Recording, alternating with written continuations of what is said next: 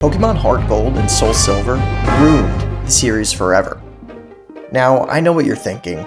How could these games, which were received so exceptionally well, ruin a franchise? Well, that's just where the problem lies. And today I want to explain exactly why these games killed the franchise. But it might not have happened in the way that you think.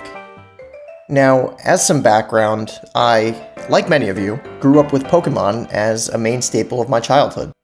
I've been playing Pokemon literally forever, and I've actually been replaying SoulSilver recently on my modded 3DS. I did this because I wanted to relive my original experience as closely as possible from when I actually first played the game as a 10-year-old. I practically popped out of the womb with a Game Boy Advance in my hands, so this was a really nice experience to be able to play again. And honestly, playing the game again on an actual handheld console was actually really nice.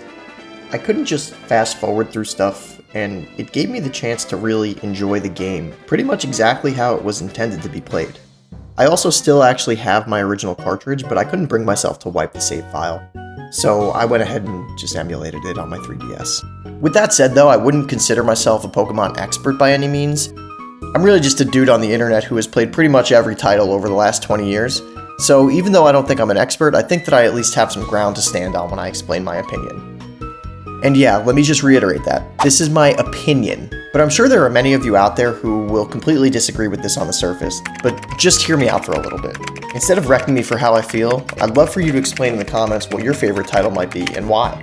Now with that out of the way, I genuinely think that these games just set the bar so high for future titles that each following game left me feeling some sort of disappointment. Yeah, they're remakes, but like, are they? Well, yeah. They've taken the original games and kept basically the same story as 2000, but by the time they were re-released in the US a decade later, there were some incredible improvements due to the fact that the hardware that we'd actually be playing the games on had evolved astronomically from the late 90s. Gold and Silver were originally meant to be the final titles in the Pokemon series, so the games themselves attempted to give off this kinda larger-than-life experience to the player, and at the time I think that they did a really great job in this. And even though these were meant to be the final installments of the series, for some reason that I just can't figure out no matter how much I try, the Pokemon Company decided to continue making games afterwards. So we got Ruby, Sapphire, Emerald, and eventually Red and Blue remakes with Fire Red and Leaf Green. But what fans were really waiting for after all these title drops was another take on the ultimate Pokemon experience, Gold and Silver. And so, naturally, Pokemon HeartGold and SoulSilver were born. These games are stellar examples of what every single Pokemon game should strive, and to be quite honest, have largely failed to be since their release. And while the mechanics are similar to previous titles like Diamond, Pearl, and Platinum, they really just stepped everything up to 100 here in my opinion. And I know that I said these games killed the franchise, but that's not at all because they're bad games. It's actually the exact opposite. They were simply too good. Maybe I'm biased, but I just feel like we really saw such huge leaps from Diamond, Pearl, and Platinum to HeartGold and SoulSilver, which I'll explain in more detail soon. And because of that, every following title slightly just disappointed me in some way. Oh, bro, what about Black and White? Black and White are the best games in the franchise, bro. Now, I'm assuming we're going to see some of these people in the comments, so let me just address this right now.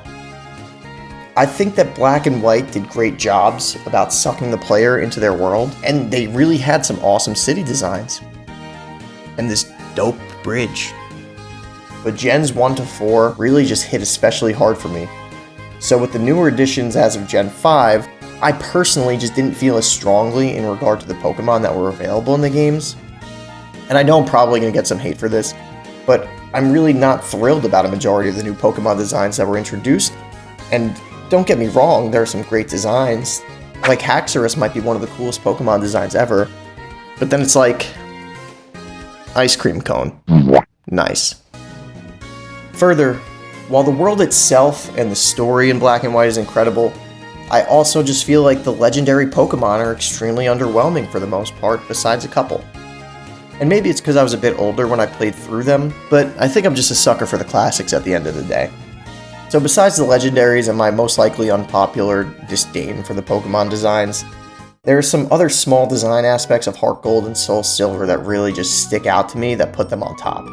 And now, I'm definitely not alone when I say this because I've heard it said so many times before, but I think that by far my favorite thing about HeartGold and SoulSilver is the addition of the overworld Pokemon sprites.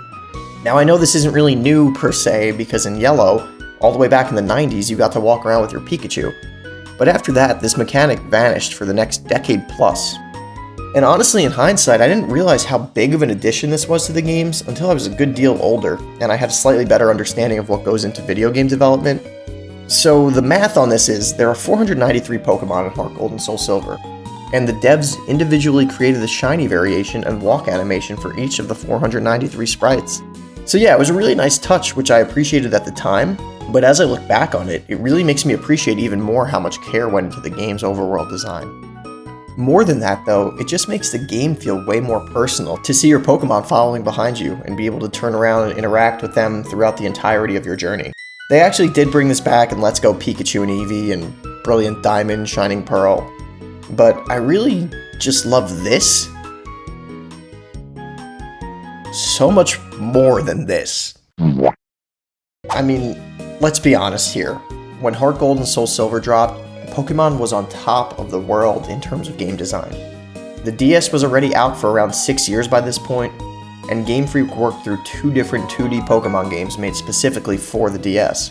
So by 2010, when we got HeartGold and SoulSilver in the United States, this was the absolute peak of 2D graphics in my opinion. Then we get the 3DS and games like X and Y or Sun and Moon, and Game Freak's foray into 3D graphics was, well, less than stellar to say the least.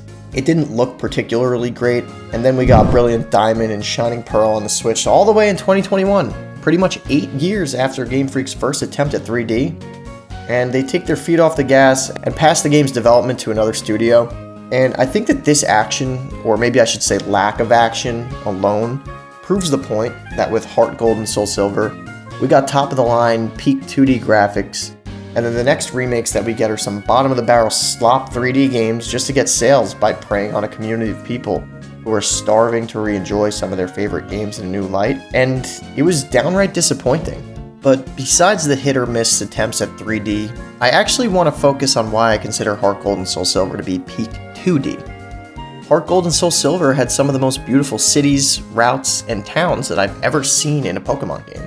They really tried to stay true to the Kansai region in Japan, which is where the game is based off, but there was also something extremely visually satisfying about the overall art style and directions that the artist went with the game. Yeah, don't get me wrong, Black and White are beautiful games like I said, but there's just something intangible about the art direction and charm of HeartGold and SoulSilver. The deep purples and blues of Violet City, along with the stone walkways, bridge to the Sprout Tower, and the flickering street lamps in the evening. It's just 10 out of 10 aesthetic paired with that perfect upbeat music. You have a massive bustling city like Goldenrod with a mega mall, a casino, radio tower, the fucking magnet train that lets you travel to and from Kanto like a subway system that really just makes it feel like the hub of this entire region. And then just north from Goldenrod, you meet Magnus and his Poliworld, and you get to take part in the Pokeathlon, which is a ton of fun mini-games that you can play through with your party. I actually stumbled upon it by accident as I was making my way to the next place that I want to mention. And honestly, I had an absolute blast there. Before getting sidetracked for longer than I'd like to admit at the Pokeathlon, I was actually trying to make my way to arguably my favorite little spot in the entire franchise, the National Park. Like, I don't know about you, but there's just something so remarkable to me about this little area. There's these NPCs just chilling around, talking to you about how dope the Pokewalker is, and it makes you feel like these guys are really taking part in your outside life, because they're also using that little Tamagotchi-ass device and facing similar issues that you probably did as a kid. Like, which Pokemon should I take with me?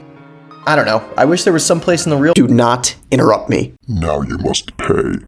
What? No, lady, I'm not giving you my number. Leave me alone. I really do wish that there was a place like the National Park that looked like this, with a nice fountain and some benches, and had that chill-ass song playing on repeat all day, because I literally don't think that I would ever leave there. I really think that a large part of the appeal in areas like the National Park, and other areas in general around the game, is just the emotional depth and connection that's created by the music of each area for the player. Gold and Silver, and then by extension HeartGold and SoulSilver, have, in my opinion, some of the greatest music in the entire series. The 8-bit music in the originals is awesome, but just listen to the difference between the two.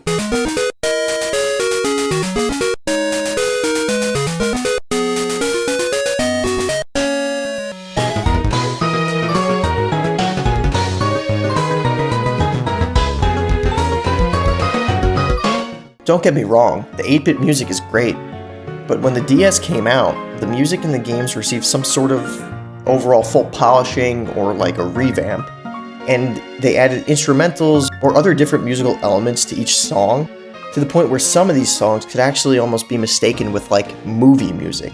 There are some songs that just by hearing a few single notes, it could make me choked up remembering all of the great times that I had with the game growing up.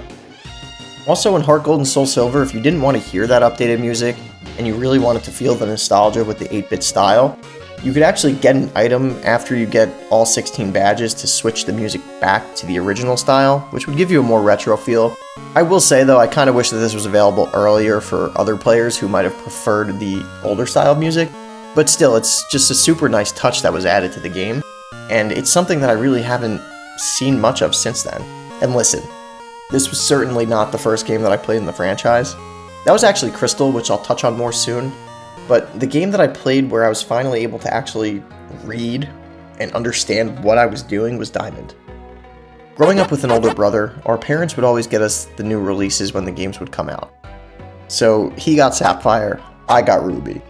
He got Fire Red, I got Leaf Green, and so on. But I was actually given Crystal by my next door neighbor, and I have these vivid memories of starting and restarting the game over and over again because I would get this dreaded message every time I would boot up my Game Boy Advance. But mind you, I was like 4 years old, so I couldn't even really read. I don't think 4-year-olds could read. So I'd turn the game back on, and I would see Professor Oak, and I would just get so frustrated since I didn't understand why I kept replaying the startup. Then I learned how to read, and I was able to appreciate all the installments of the series. Although I never made it very far in Crystal, I always had some special attachment to the game because it was shrouded with so much mystery to me. I was always so curious to see what the game had in store, but never really had the opportunity to do so because of the corrupted save file that I had.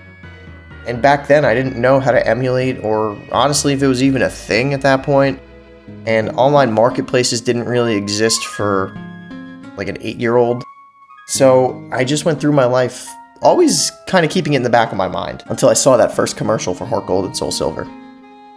So Gen 2 had a special place in my heart because although I didn't really get a chance to play the original games until much later through emulation, I absolutely loved all of the Pokemon that I knew about in that generation thanks to the anime and the TCG.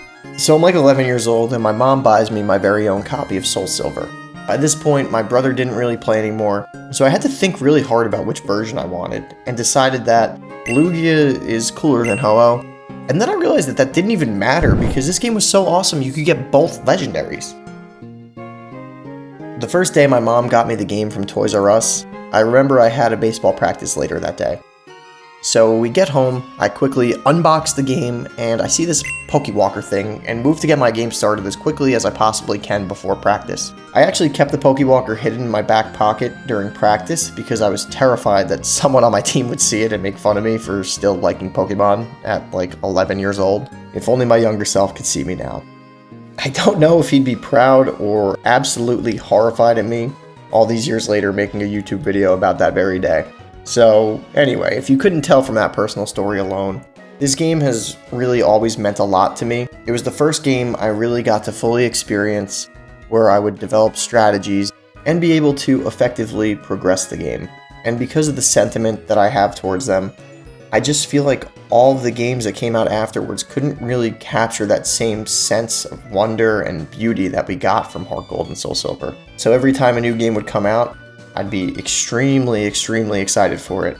I mean, I even went to the midnight release of Scarlet and Violet most recently, only to time and time again just set myself up for this disappointment, trying to recapture that same feeling that I had when I originally played HeartGold and SoulSilver. And I think a big part of that reason is because there was just an insane amount of content packed into these games. There was no stupid DLC needed, everything was put onto one cartridge. You finished Johto? Congrats. Now you can go and beat another 8 gym leaders in Kanto. Like, the way that the regions tied into one another and how it was right next door to Mount Silver really just blew my mind. Growing up, I always thought that, like, each game was its own separate universe. But then with Gold and Silver, and in my case, HeartGold and SoulSilver, seeing the regions intertwine like that is something I'll always appreciate and never forget. It's also something that hasn't really made a return since then, and I think it would be really cool to see how all the regions are somehow interconnected. Sure, it's not like Kanto was a fully fleshed out game. Like, you didn't get to replay Red and Blue or Fire Red and Leaf Green, but there were some really awesome touches that the devs added to the region. A prime example of that always stuck with me was the way that Cinnabar Island looks. In older games, you'd be lucky to get a few legendaries, but in HeartGold and SoulSilver, you could actually get 11, along with a Kanto and Hoenn starter, all without having to do any sort of trading or glitching to get them. So when I played through most recently, I did everything that I possibly could on my one copy, so I got each legendary along with both extra starters, and it was overall just extremely rewarding to be able to accomplish that much on a singular cart. So it felt like there was an absolutely endless amount of content to explore, and it felt like every single area just had so much charm put into them that I wish held constant for the later games that would follow. The almost 500 available Pokemon in the game gave you a ton of variety in how you could build and construct your team, and Gens 1 and 2 have some of my absolute favorite Pokemon of all time. So I was absolutely ecstatic with the opportunity to be able to use some of my old favorites for the entirety of my playthrough. Further, you could also actually get Gen 3 and 4 Hoenn and Sinnoh Pokemon as well. So at this point it really just felt infinite. And I know that people tend to have an issue with the leveling in these games, but personally I kinda like it. I don't know, call me sadistic, but I don't really like how easy it is to usually just bulldoze through all the other games. So here you're underleveled, which then requires you to use some actual strategy and critical thinking to overcome the obstacles as you progress further into the game, which is another thing that I wish still held true in the later releases. Something that I appreciate a lot now, and maybe it's because it's a small detail, but when I was playing through again, you could actually do everything without ever putting down the stylus. The toggle run feature is a super nice quality of life addition that was the first of its kind back then. And gone were the days of me jamming my B button so I could keep running forever, because now, all I gotta do is just toggle it on. Also, you could click through all the text and the dialogue on the bottom screen, so you could use your left hand to control motion, and then your right hand to spam A through all the lore and conversations as you pleased.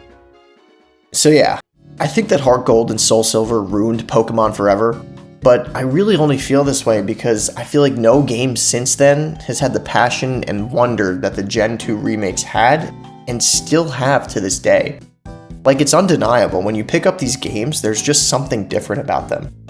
And I'm really hopeful that in the future, this changes, but money talks, and I think Game Freak and the Pokemon franchise know this all too well.